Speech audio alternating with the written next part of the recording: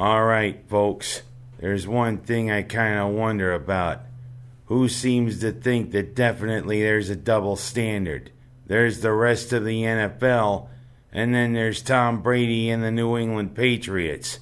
There definitely is a double standard in the NFL when it comes to them, especially when it comes to hits on the quarterback. Now, case in point, the game between the Bills and the Patriots. Allen got whacked on the head pretty good, and now he's in concussion protocol. Of course, during that game, his performance was Of course, but Brady started to look like a 42-year-old guy. Heck, I mean, he's 42, but sooner or later, Father Time is going to catch up with him.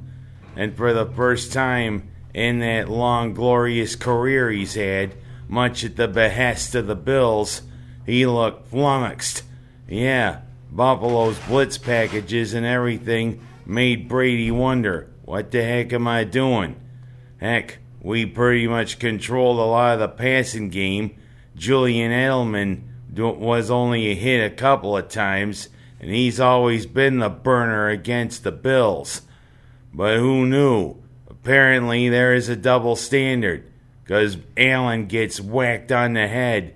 Of course, on that play, that penalty, a 15-yard unsportsmanlike conduct penalty, was nullified by a penalty by the Bills.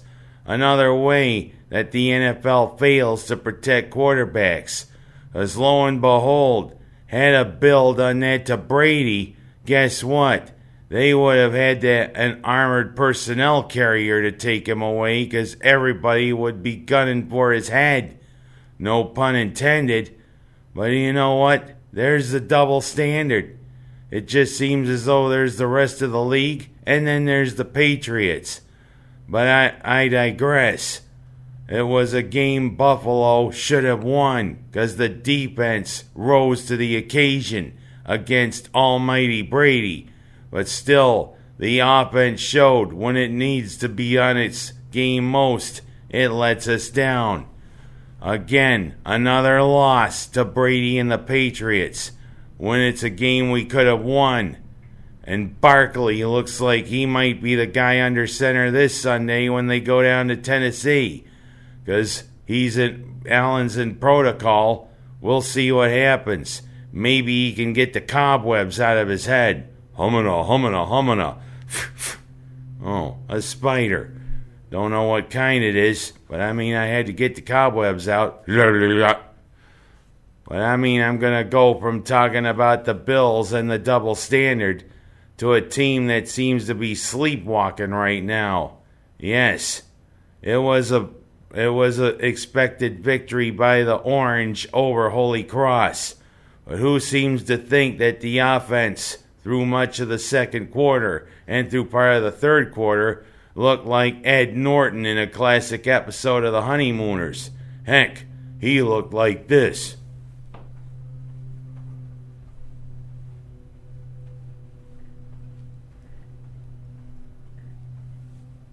No bell attached to my hand, but you know what I mean. Apparently, the Orange offense looked like a lot of somnambulists.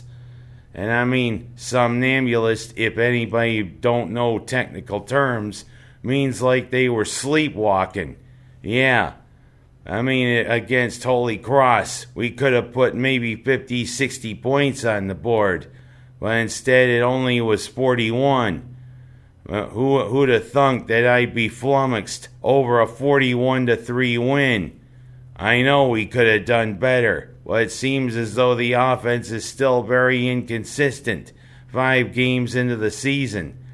DeVito at times doesn't seem like he's on the same page with his receivers, only with Tristan Jackson. But I mean, Tristan Jackson is one receiver, he's got to get on the same page with others. But it was a nice touchdown by the freshman tight end. But still, 41-3 over Holy Cross. A well-placed bye week is coming up this week for the Orange. And they may need it, because they're going into the meat of their schedule. On the 10th, they go down to Raleigh to play North Carolina State. Then they play Pitt. This is going to be the type of a thing where you wonder, is the Orange going to be a bowl team or whether they're going to slide? As inconsistency on offense does not win. Defense is actually trying to do a good job. Yeah, they held Holy Cross to 3 points and about 120 yards of offense. But still, the offense kind of wonder if they're sleepwalking. Oh, what the hell. None of that.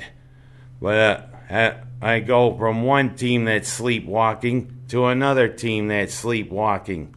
Yeah, it just seems as though Mynderse is sleepwalking through its season. The offense is definitely sleepwalking.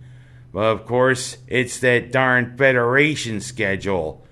Again, they go to another school they don't play very often at all. A powerhouse out in Livingston County, Caledonia Mumford, and get pasted. Of course, Waterloo had one of its regular opponents show up for the first time, and Waterloo paced them at Tom Coughlin Stadium. And for Mynderse, it doesn't get any easier this week. No, they gotta head out to Genesee County, another team on Route 5. Yeah, the Owatkin Knights of Leroy await Mynderse. And for Waterloo, it looks as though it's another common opponent that's coming to Tom Coughlin Field. Pennies comes up here. You gotta wonder, who made up these Federation schedules? They haven't been kind to Mynderse, but I mean, it's been somewhat okay for Waterloo. Just like I'm talking about the Orange offense. Mynderse's offense is not only sleepwalking, it seems as though it's sleeping per se. Yeah, where Syracuse is doing this, Mynderse is doing this. Time to wake up out of your slumber, guys. What the heck? Oh, well, I digress. Well, one the regular season's over, but a couple seasons starting up now. Baseball is getting ready for its postseason. And it looks as though the two best teams in the Major League Baseball are old rivals from long ago, back when both were in New York City, although one still is. The New York Yankees are an exceptionally well-balanced team this year, and so are the Los Angeles Dodgers. Of course, anybody old enough remembers when it was the New York Yankees and the Brooklyn Dodgers. It's going to be a very interesting postseason in Major League Baseball. And I think it's going to be the Bronx Bombers and dem bums from Los Angeles, not dem bums from Brooklyn. I think it's going to be the Yankees and the Dodgers in the World Series. We'll see.